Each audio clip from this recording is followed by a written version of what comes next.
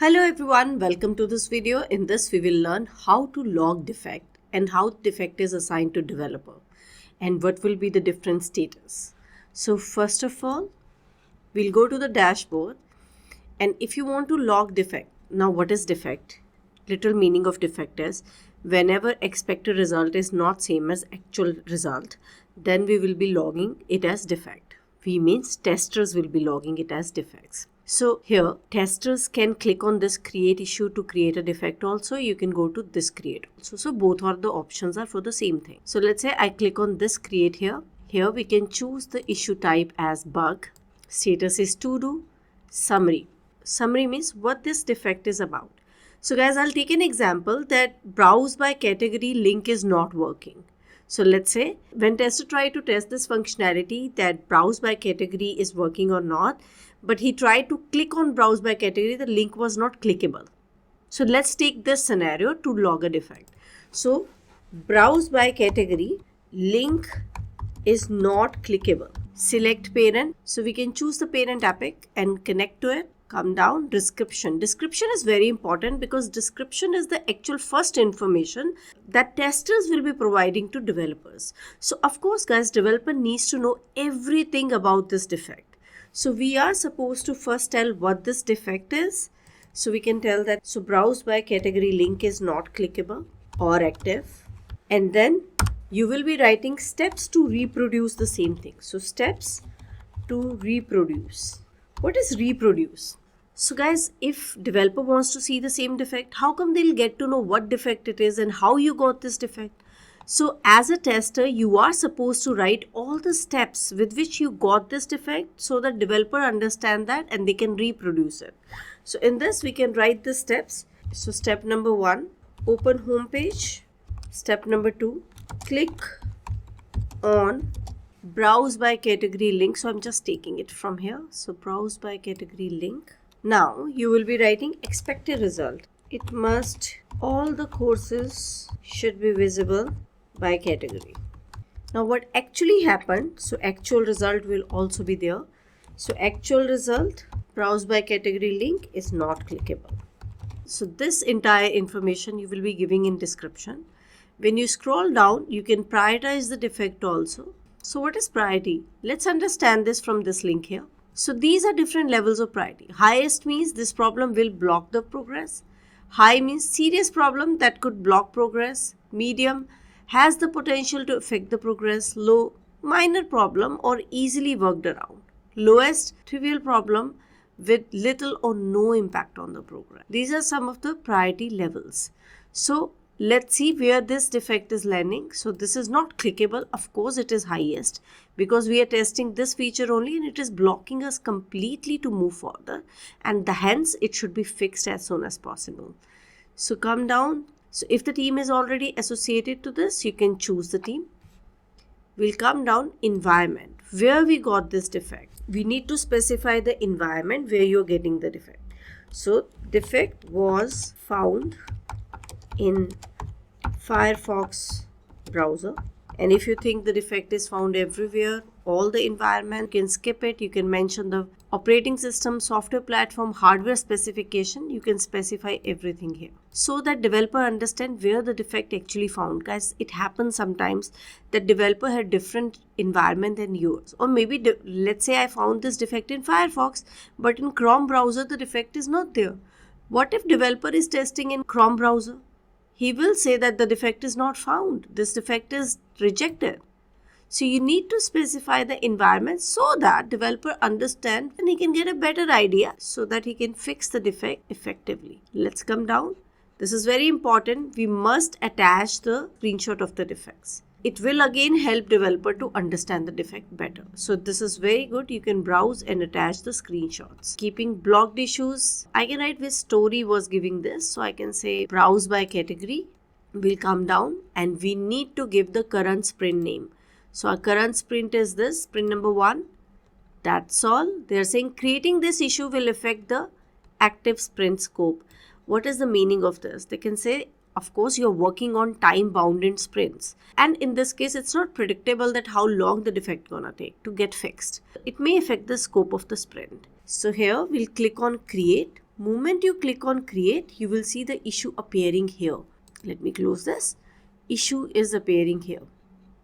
See, now what will happen? The defect is logged by the tester.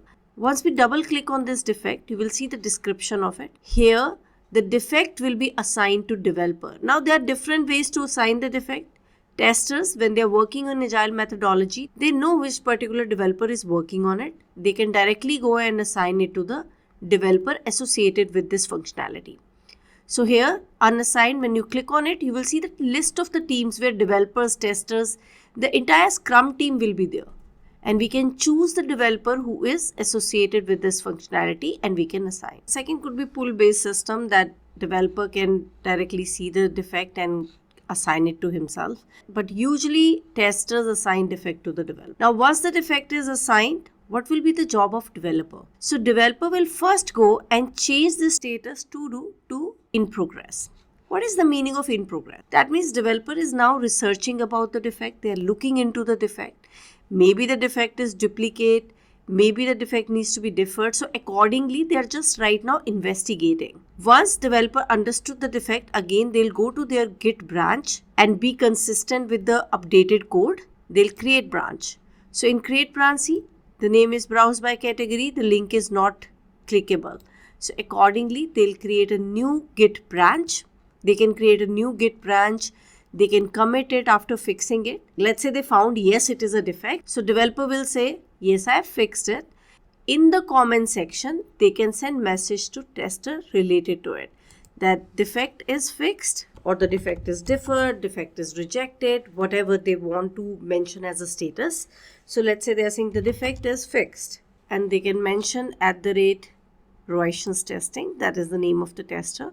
So the defect is fixed, please check and save it. This is how developers can communicate with testers and testers can also communicate with developers through this. Let's say once we got this message that defect is fixed, now testers will go and do the retesting. In retesting, they will be checking the complete defect with respect to expected and actual results. Let's say the defect is fixed. Now testers will go and change the status from in progress to done.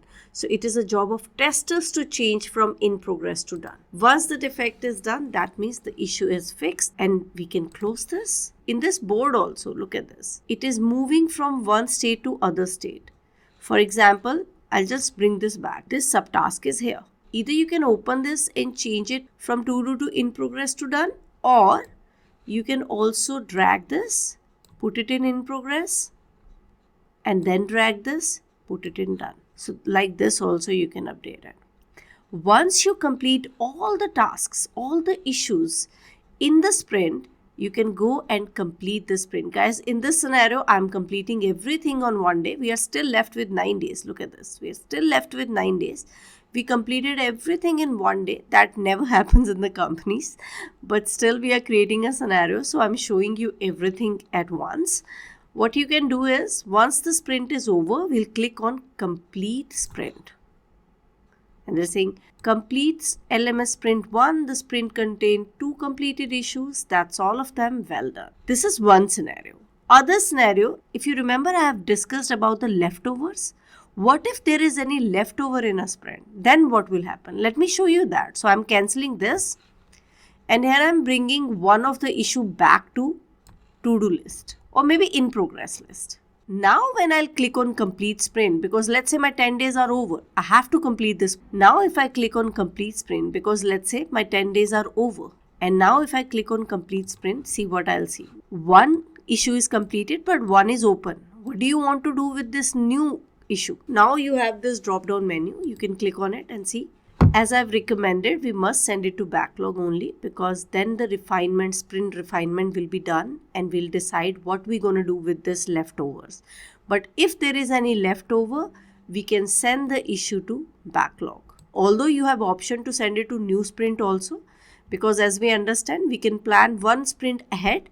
So then we can send those to new sprint too. So any of the option, but always recommended backlog, so that in retrospective meeting, we can sit and decide what we're going to do with the leftovers. So I'm clicking on backlog in this case, and I'm saying complete sprint.